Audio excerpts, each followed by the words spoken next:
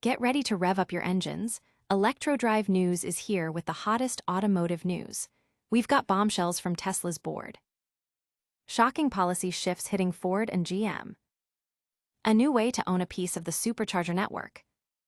And a lawsuit that could shake up hiring practices. Stick around, you won't want to miss this. Don't forget to like, subscribe, and hit that notification bell so you never miss an update. Tesla's board chair Robyn Denholm addresses the weird debate surrounding Elon Musk's massive pay package. With shareholders gearing up to vote on a staggering $1 trillion compensation plan for CEO Elon Musk this November, Tesla's board chair, Robyn Denholm, has stepped forward to defend the unprecedented proposal in a candid interview with the New York Times. Denholm, who was part of the special committee that crafted this historic package, argued that Musk's motivation hinges on tackling extraordinary challenges, which should be met with equally extraordinary rewards. She suggested that Musk's primary interest isn't just the immense wealth from the promised Tesla shares, but rather the enhanced voting influence these shares would grant him. "I think it's a little bit weird talking about the dollars when it's actually the voting influence," Denholm stated, admitting to feeling occasionally appearing ill at ease during the discussion. This defense comes at a time when Tesla's profits and vehicle sales have seen a downturn, a point Denholm addressed by emphasizing that the compensation is tied to future performance. "He gets nothing if he doesn't perform against the goals," she asserted, a notable shift from past ambitious promises made by Musk. The public and industry analysts are closely watching this developing story, with many questioning the timing and scale of the package amidst current business challenges. The debate intensifies as the shareholder vote approaches, with implications for Tesla's governance and Musk's leadership. But can this massive pay package truly be justified, and what does it mean for Tesla's future? We're diving deep into the details next. Ford, GM, and Stellantis are feeling the heat as Donald Trump's policies slash billions in EV credit payments. The automotive landscape has been dramatically reshaped in 2025, largely due to policy shifts under Donald Trump that are altering how major automakers operate.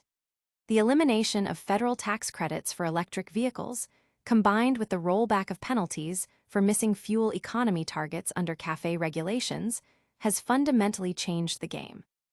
This shift directly benefits combustion engine-focused brands, allowing them to prioritize trucks and SUVs without financial repercussions, while EV specialists like Tesla and Rivian face a significant revenue loss, not from decreased demand, but from the sudden disappearance of a crucial income stream. Since 2022, automakers like GM have reportedly spent billions of dollars on regulatory credits, with Ford and Stellantis making similar investments. This money, which previously flowed to EV manufacturers like Tesla and Rivian for their zero-emission vehicles, can now be retained by the traditional automakers. Ford CEO Jim Farley has hailed this policy change as a potential multi-billion-dollar opportunity, signaling a pivot towards producing more gasoline-powered vehicles, exemplified by the retooling of plants to focus on super-duty pickups. GM is also scaling back EV production to retool factories for internal combustion engines, and Stellantis has even revived the Hemi V8, a move previously thought unlikely in the era of electrification. This policy reversal poses a significant challenge for EV startups, as the loss of credit sales revenue, which was vital for many smaller brands, could prove detrimental. Even established EV players like Tesla and Rivian relied on these profits. The EPA's apparent alignment with the Trump administration's agenda, despite its stated mission to protect human health and the environment, is drawing criticism, as the rollback is seen as encouraging more polluting vehicles and reducing consumer savings.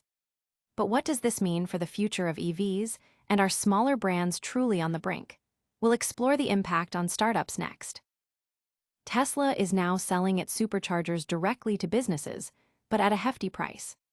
In a significant move to expand its charging infrastructure and revenue streams, Tesla has launched its Superchargers for Business program, allowing companies to purchase and operate their own Tesla Supercharger stations.